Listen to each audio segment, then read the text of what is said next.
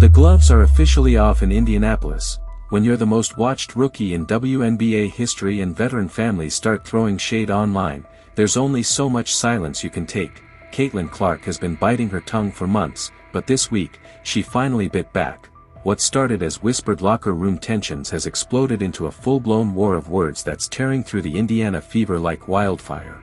And trust me, what happened next will leave you questioning everything you thought you knew about professional basketball drama. If you're here for the unfiltered truth and not some watered-down ESPN version, you know what to do. Hit that subscribe button because this story is just getting started, and you won't want to miss what comes next. The whole mess really kicked off during what insiders are calling the most toxic halftime break in Fever history. Picture this: Clark, visibly frustrated after being frozen out by her own teammates for an entire quarter, finally lost it. Sources close to the team say she didn't hold back, calling out veterans by name for refusing to run plays designed to get her open looks. The rookie sensation who'd been playing nice for months suddenly unleashed months of pent-up frustration, and it was brutal. She reportedly told the locker room that some players were more interested in protecting their egos than winning games, and that hit way too close to home for certain veterans.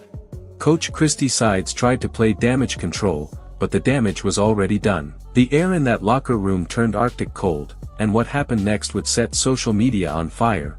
Within hours of that blow-up, Kelsey Mitchell's sister posted what can only be described as a direct shot at Clark. The post, which has since been deleted but screenshots live forever, essentially called out rookie arrogance and suggested that certain players needed to learn respect for veterans who'd been grinding in the league for years. The message was clear even without naming names, and WNBA Twitter went absolutely nuclear. Fans immediately picked sides. Team Clark supporters fired back with statistics, highlighting how she'd already broken multiple rookie records while being systematically ignored by her own teammates. Team Mitchell defenders argued that respect had to be earned, not handed out based on draft position. The comment sections turned into full-scale battlegrounds, and suddenly every missed pass and every forced shot was being analyzed like the Zapruder film. But here's where it gets really interesting. For days, Clark said absolutely nothing. While social media burned and sports talk shows debated the drama, she stayed silent, until she didn't. During a routine media availability, a reporter asked if the online drama was affecting her focus. Clark's response was ice-cold and surgical.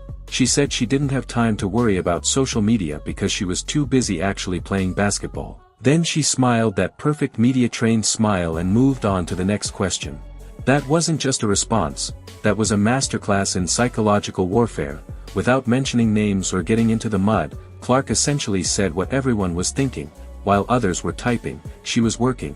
While families were posting rants, she was breaking records. The message hit exactly where it was supposed to, and you could practically feel the rippling through the Fever organization. What makes this situation so explosive is that it's not about opposing teams or outside critics. This is internal combustion, and it's revealing cracks in the foundation that go way deeper than anyone imagined. The truth is, Kelsey Mitchell is genuinely talented. She's been the Fever's leading scorer for years and has carried this franchise through some seriously dark times. But here's the brutal reality nobody wants to acknowledge out loud: this isn't her team anymore, and it never will be again. Caitlin Clark didn't ask to be the face of the franchise.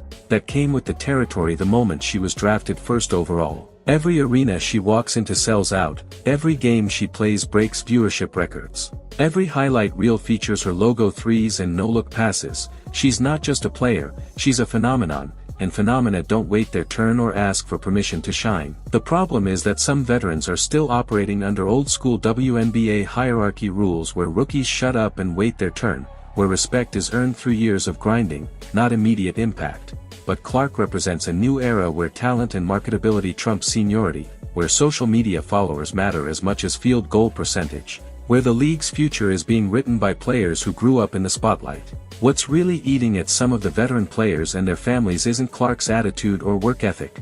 It's the fact that she walked into their house and instantly became the most important person in the building. The endorsement deals, the media attention, the jersey sales, the packed arenas, all of it flows through her now.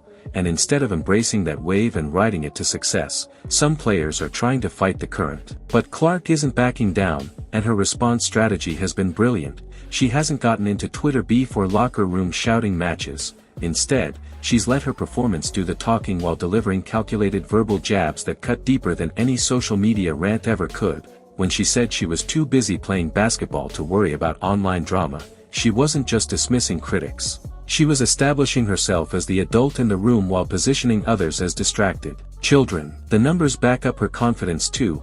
Despite being systematically frozen out in certain games, Clark is leading the team in assists and creating more open looks for teammates than anyone else on the roster.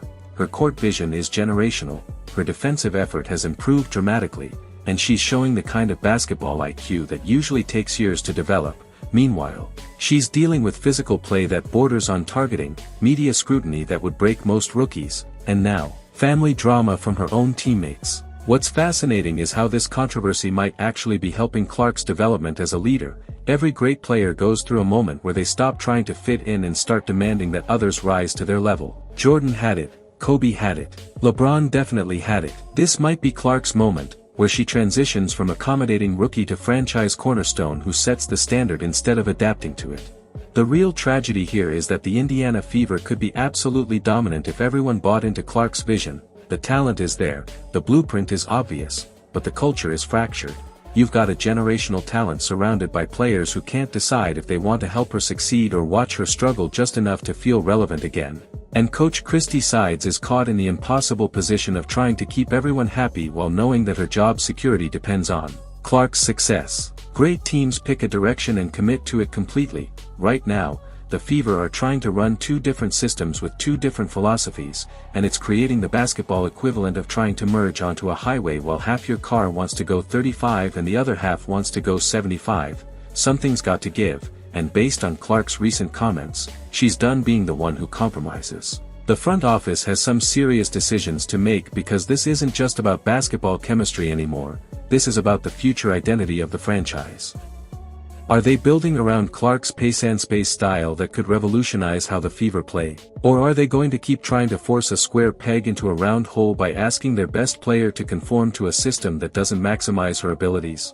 Here's what nobody wants to say out loud: if Indiana doesn't figure this out fast, they could lose more than just games. Clark has options, leverage, and an entire league watching her every move. She's not locked into Indianapolis forever, and there are plenty of franchises that would redesign their entire operation around her talents. The Fever got lucky in the draft lottery, but luck only gets you so far. Building something sustainable requires vision, commitment, and the courage to make tough decisions.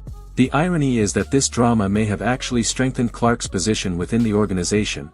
By handling the controversy with such poise and strategic precision, she's shown that she can lead under pressure, navigate complex situations, and maintain focus despite chaos swirling around her. Those are franchise player qualities, and they can't be taught or faked. Meanwhile, the social media warfare has backfired spectacularly on Clark's critics. Instead of making her look arrogant or entitled, it's made her look like the mature professional dealing with petty distractions. Every time she takes the high road while others get dragged into online arguments, she looks more like leadership material and they look more like part of the problem. The next few weeks will be absolutely critical for this franchise. Either the Fever rally around their future and commit fully to maximizing Clark's impact, or they risk being remembered as the organization that fumbled a once-in-a-generation opportunity because they couldn't get out of their own way. The talent is there, the fan support is there, but the internal alignment is still missing. What's clear is that Caitlin Clark is done shrinking to make others comfortable. She's not going to apologize for being great, for drawing crowds, or for expecting excellence from everyone around her. The rookie nice girl phase is officially over, replaced by a player who knows her worth and isn't afraid to demand that others rise to meet it. This isn't just about basketball anymore, it's about power, respect, and the future direction of women's professional sports. Clark represents everything the WNBA claims it wants: marketability, talent, crossover appeal, and the ability to elevate everyone around her. But wanting those things and actually supporting them when they arrive are two completely different challenges. The ball is literally and figuratively in Indiana's court now. They can embrace the revolution that Clark represents, or they can cling to old systems and watch their franchise players' patience run out. Because one thing is absolutely certain: Caitlin Clark isn't going to keep playing nice forever, and the rest of the league is watching closely, waiting to see if the Fever are smart enough to build around greatness or foolish enough to waste it.